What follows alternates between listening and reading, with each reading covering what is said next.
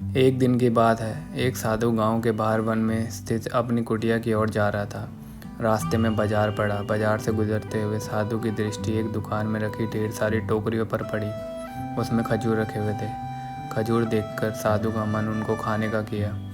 उसके मन में खजूर की इच्छा जाग उठी, पर उस समय उसके पास पैसे नहीं थे। उसने अपनी इच्छा पर नियंत्रण रखा और घर चला गया। कुटिया पहुंचने के बाद खजूर का विचार उसके पूरे दिन मन में चलता रहा। पूरी रात उसके मन में चलता रहा। वो रात को सो भी नहीं पाया। अगली सुबह जब वह उठा तो खजूर खाने की इच्छा की पूर्ति के लिए पैसे की व्यवस्था करने चला गया। सूखी लकड़ियां बेचकर बहुत सारा धन मिल जाएगा, यह सोचकर वह जंगल में गया और सूखी लकड़ियां बीनने लगा।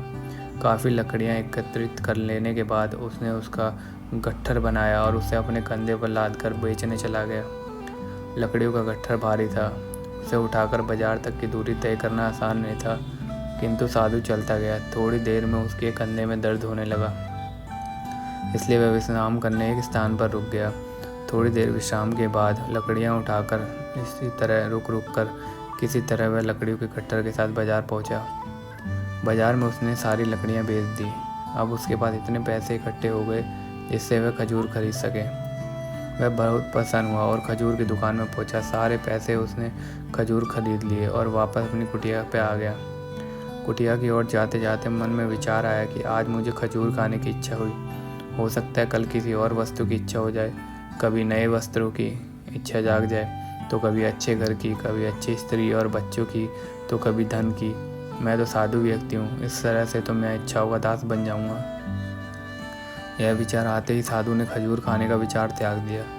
उस समय उसके पास एक गरीब व्यक्ति गुजर रहा था। साधु ने उसे बुलाया और सारे खजूर उसे दे दिए। इस तरह उसने समय को इच्छाओं का दास बनने से बचा लिया। इस कहानी से हमें यह सीख मिलती है, यदि हम अपनी हर इच्छाओं के आगे हार जाएंगे तो सदा के लिए अपनी इच्छाओं के दास बन जाएंगे। मन चंचल होता है, उसे रह रह कर इच्छाएं उत्पन्न होती रहती हैं, जो उचित भी हो सकती हैं और अनुचित भी। ऐसे में इच्छाओं पर नियंत्रण रखना आवश्यक है। सोच विचार कर इच्छाओं के आकलन के उपरांत ही उनकी पूर्ति के लिए कदम बढ़ाना चाहिए, तभी जीवन में सफलता प्राप्त होगी। हमें इच्छाओं का दास नहीं बनना है, बल्कि इच्छाओं को अपना दास बनाना है।